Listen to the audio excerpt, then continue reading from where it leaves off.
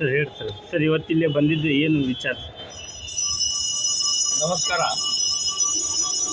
ಇವತ್ತು ಹುಬ್ಬಳ್ಳಿ ನಗರದ ಹಳೆ ಹುಬ್ಬಳ್ಳಿಯ ದುರ್ಗಾದೇವಿಯ ದೇವಸ್ಥಾನದ ಆವರಣದ ಒಳಗಡೆಗೆ ಎಲ್ಲ ಹಿಂದೂಗಳ ಒಂದು ಮೀಟಿಂಗ್ ಆಯಿತು, ಸಭೆ ಆಯಿತು.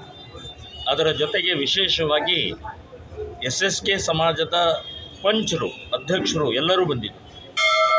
ಸೊ ಇಡೀ SSK ಸಮಾಜ ಒಗ್ಗೂಡ್ತಾ ಇರುವಂಥದ್ದು, ಸಂಘಟನೆ ಆಗ್ತಾ ಇರುವಂಥದ್ದು ಅತ್ಯಂತ ಶುಭ ಒಂದು ಸಂದರ್ಭ ಅಂತ ಅನ್ನುವಂಥದ್ದು ಹೇಳ್ತಾ ಇದ್ದೀನಿ. ಇವತ್ತು SSK ಸಮಾಜದ ಒಂದು ಹುಡುಗಿ ಜಿಮ್ ಟ್ರೈನರ್ ಮಾಡಿದಂಥ ಅನಾಹುತಕ್ಕೆ ಉತ್ತರ ಕೊಡಬೇಕು ಅಂತ ಹೇಳಿನೇ ಇವತ್ತಿನ ದಿನ ಸಭೆ ಸೇರಿದೆ. ಸೊ ಈ ಸಭೆಯಲ್ಲಿ ಸಾಕಷ್ಟು ಬೇರೆ ಬೇರೆ ರೀತಿಯ ಚರ್ಚೆ ಆಗಿದೆ. ಇದೇ ಮಾದರಿಯಲ್ಲಿ ಹಿಂದೂ ಸಮಾಜಕ್ಕೆ, SSK ಸಮಾಜಕ್ಕೆ ಏನಾದರೂ ತೊಂದರೆ ಆದರೆ ಒಟ್ಟಾಗಿ ನಾವೆಲ್ಲರೂ ಎದುರಿಸೋಣ ಅಂತ ಹೇಳಿ ಪಂಚರು ಹೇಳಿದ್ದು ಭಾಳ ಒಳ್ಳೆಯ ಒಂದು ಸಂದೇಶ. ಸೊ ಪಂಚರೆಲ್ಲರಿಗೂ ಕೂಡ ನಾನು ಅಭಿನಂದನೆಗಳನ್ನು ಹೇಳ್ತಾ ಇದ್ದೀನಿ. ಅಷ್ಟೇ ಅಲ್ಲ, 60 ಜನರ ಮೇಲೆ ಕೇಸ್ ಹಾಕಿದ್ದು ಇದು ಬಹಳ ಒಂದು ತಪ್ಪು ಸಂದೇಶ ಹೋಗುತ್ತೆ. ಯಾಕಂದರೆ ಕಳ್ಳನೂ ಒಂದೇ, ಕಳ್ಳನ್ನು ಹಿಡಿದು ಕೊಟ್ಟವರು ಒಬ್ಬರೇ, ಅವರು ಒಂದೇ ಅಂತನ್ನುವಂಥದ್ದಾಗತ್ತೆ. ಹಾಗಾಗಬಾರ್ದು. ತಪ್ಪಿತಸ್ಥನನ್ನು ಹಿಡ್ಕೊಂಡು ಹೋಗಿ ಅವನನ್ನು ದಾಖಲೆ ಸಹಿತ, ಅಂದರೆ ಮೊಬೈಲ್ ಭಾಳ ಇವತ್ತಿನ ಇಂಪಾರ್ಟೆಂಟ್, ಮೊಬೈಲ್ನೊಳಗೆ ಅವನ ವಿಡಿಯೋ ಇತ್ತು. ಈ ಕಂಪ್ಲೇಂಟ್ ಕೊಟ್ಟಿದ್ರೆ ಅಥವಾ ಯಾರಿಗಾದ್ರೂ ಹೇಳಿದರೆ ಆ ವಿಡಿಯೋದೊಳಗೆ ಇದ್ದಂಥ ಎಲ್ಲನೂ ಡಿಲೀಟ್ ಮಾಡ್ತಿದ್ದ ಅವನು, ಮೊಬೈಲ್ನೊಳಗೆ ಇದ್ದಿದ್ದು. ಸೊ ಹಾಗಾಗಿ ಈ ಹುಡುಗರು ಹೋಗಿ ಅವನ್ನ ಅರೆಸ್ಟ್ ಮಾಡಿಕೊಂಡು ಅವನನ್ನು ತೊಗೊಂಡು ಪೊಲೀಸ್ ಸ್ಟೇಷನ್ಗೆ ಒಪ್ಪಿಸಿದ್ದಾರೆ.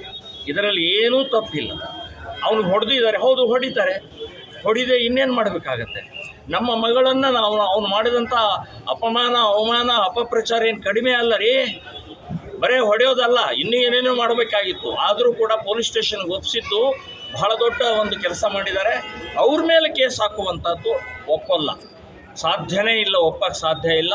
ಆ ಕೇಸ್ಗಳನ್ನು, ಸಂಪೂರ್ಣ ಕೇಸ್ಗಳನ್ನು ರದ್ದು ಮಾಡಬೇಕು ಅಂತನ್ನುವಂಥದ್ದು ಹೇಳ್ತೀನಿ. ನಾಳೆ ನಾವು ಎಲ್ಲರೂ ಸೇರಿ ಪಂಚರನ್ನೂ ನಾನು ಕರ್ಕೊಂಡು, ನಮ್ಮ ಎಲ್ಲ ಹಿಂದೂ ಸಂಘಟನೆಯ ಪ್ರಮುಖರಿಗೆ ಕರ್ಕೊಂಡು ಕಮಿಷನರ್ಗೆ ಭೇಟಿಯಾಗಿ ಈ ಕೇಸನ್ನು ವಾಪಸ್ ತೊಗೊಳ್ಬೇಕು. ನೀವು ವಾಪಸ್ ತೊಗೊಳ್ಳದೇ ಇದ್ದರೆ ಹುಬ್ಬಳ್ಳಿ ಬಂದ್ ಕಾಲ್ ಕೊಡಬೇಕಾಗತ್ತೆ.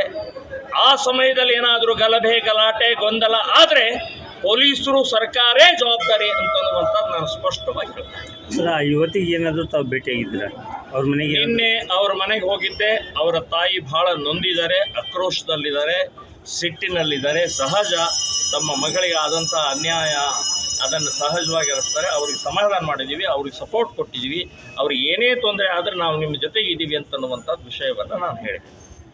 ಮತ್ತು ಅವ್ರಿಗೆ ಎನ್ಕೌಂಟರ್ ಮಾಡ್ತೀರೇನ್ರಿ? ಅವ್ರು ಎನ್ಕೌಂಟರ್ ಮಾಡ್ತಾರೆ ಸಾಹೇಬರು, ಪೊಲೀಸರು ಯಾರು ಅವ್ರು ಬಂದು ಮಾಡೋದೊಂದು ಎನ್ಕೌಂಟರ್ ಮಾಡುವಷ್ಟು ಧೈರ್ಯ ಈ ಸರ್ಕಾರಕ್ಕಿಲ್ಲ. ಹಿಂದೂ